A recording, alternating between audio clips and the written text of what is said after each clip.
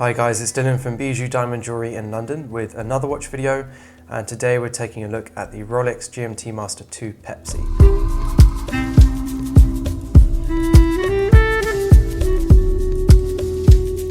So as with all my reviews, let's go back in time and look at the history of this watch. So we're going to go back to the 1930s, 1940s, and around that time air travel was becoming increasingly popular, a really important mode of transport in fact. And due to advances in technology, aircraft were able to fly further and have more passengers on board as well. And because of that, they were traveling across continents and were also therefore traveling through different time zones.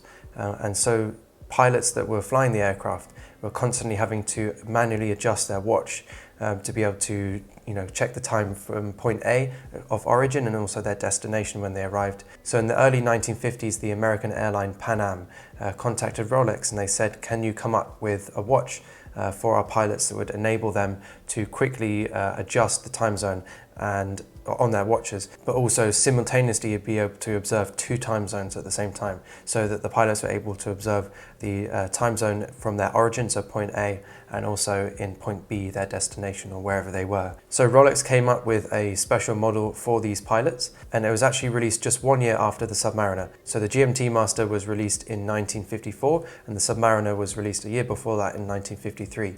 And they shared a very similar case, very similar design. A rotating bezel, that's the way that Rolex decided to display those two different time zones using a rotating bezel. The bezel was slightly different to a Submariner bezel in the fact that it obviously showed 24-hour markings on the bezel so that you could change the time zone via the bezel rotating.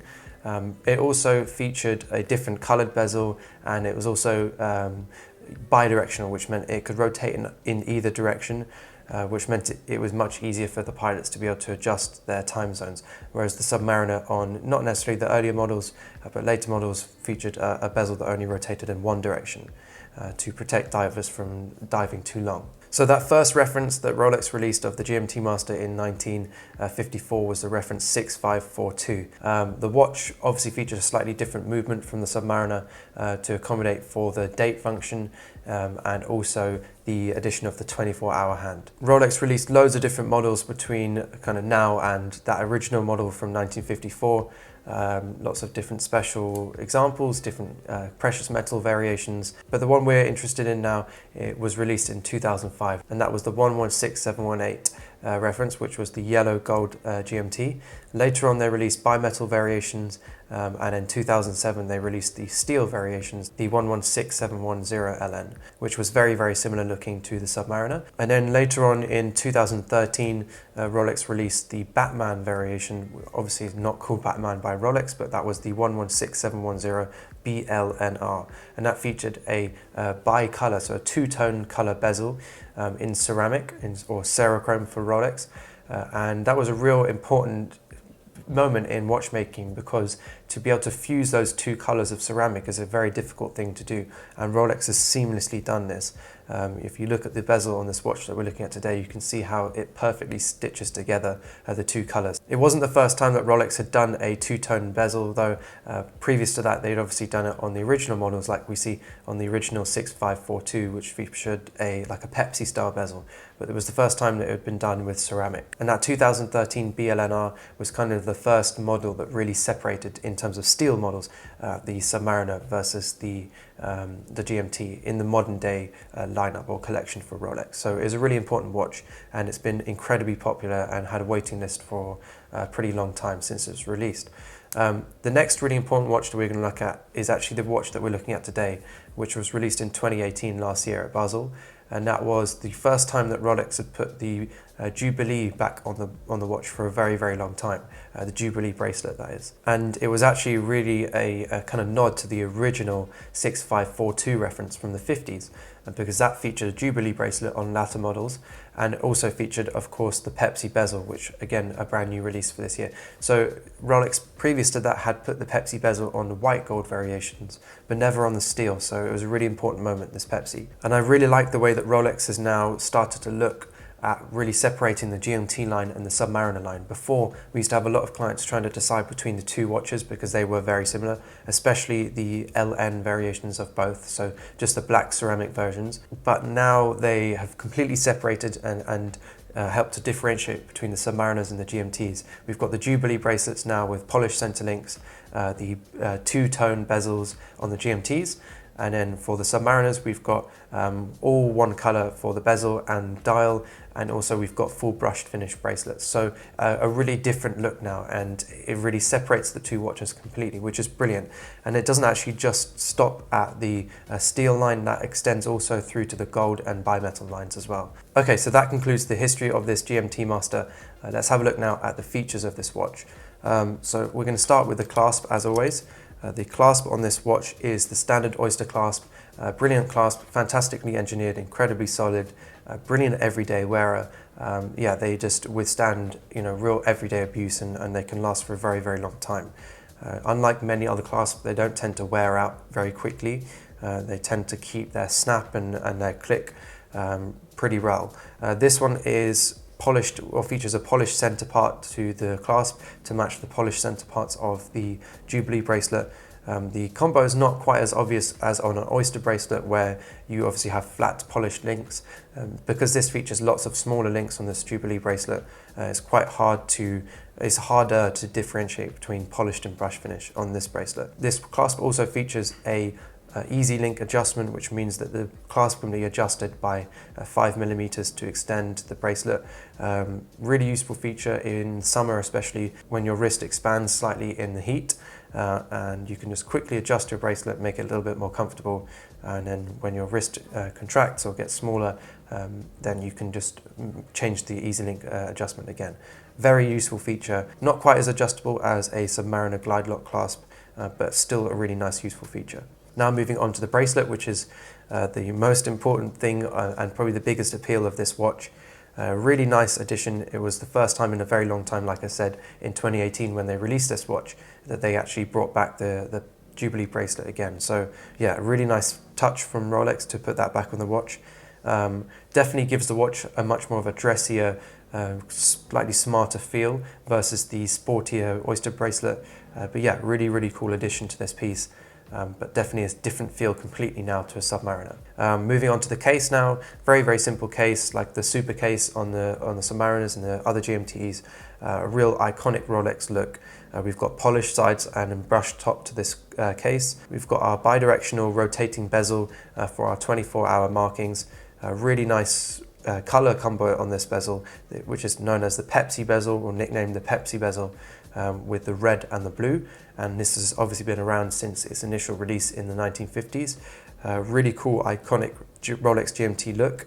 Usually only reserved for a long time. It has only really been reserved for the white gold variant. So it's really nice for us now to be able to have this available for the steel variation of this watch. Incredibly legible, this bezel, and moving on to the dial as well, also really, really legible. We've got kind of maxi style markers on this dial and big Mercedes hands, so very, very clear, and it's all against a black dial. So yeah, everything really pops out nicely from this watch. We've got a red 24-hour hand to match the red lower half of the bezel.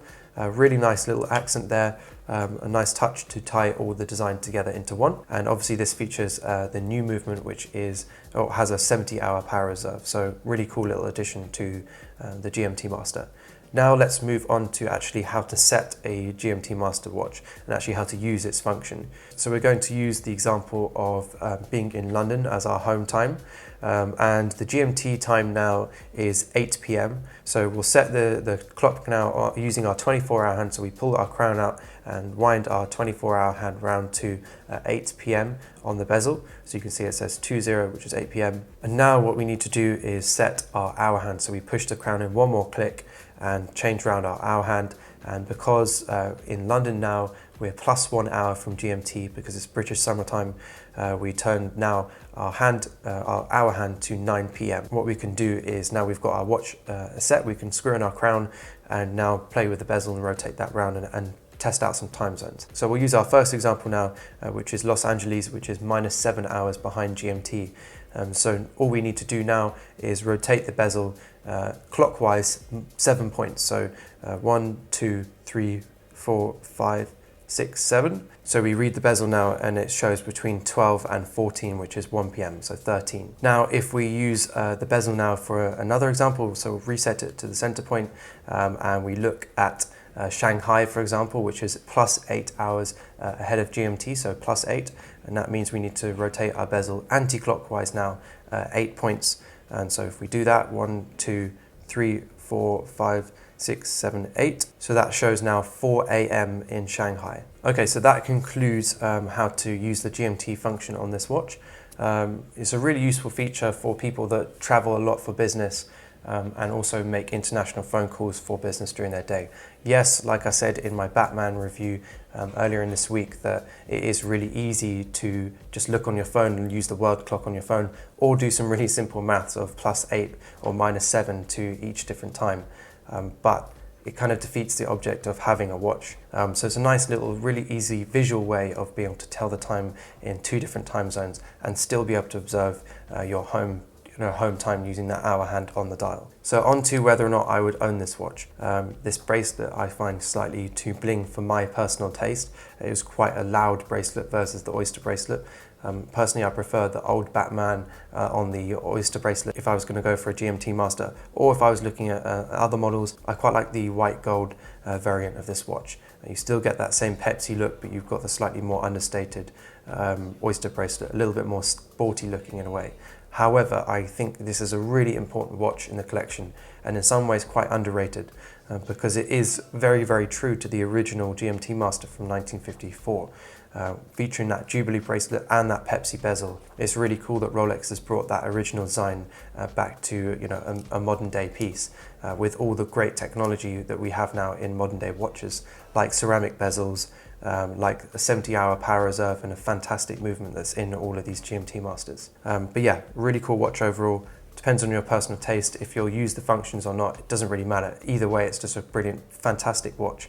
Brilliant for everyday use, and also arguably slightly more versatile than the Submariner and some of the older GMT Masters with the Oyster bracelet, because this Jubilee bracelet really does help to dress that watch up and make it much more of a formal watch. I definitely can see someone wearing this with a suit, whereas the old Oyster bracelet variant is a little bit less smart, it's a bit more sporty. So yeah, great new addition to the Rolex collection and a fantastic piece. Thanks guys for watching. Let us know in the comments what you think of this GMT Master Pepsi from Rolex. Would you own this or maybe another watch? Let us know also what other watches you want us to review, and stay tuned for more watch reviews. As always, if you're interested in this watch or any other watch in the Rolex collection, don't hesitate to contact us. Our details are in the description, and also at the end of this video, we'd be happy to call this watch into stock for you.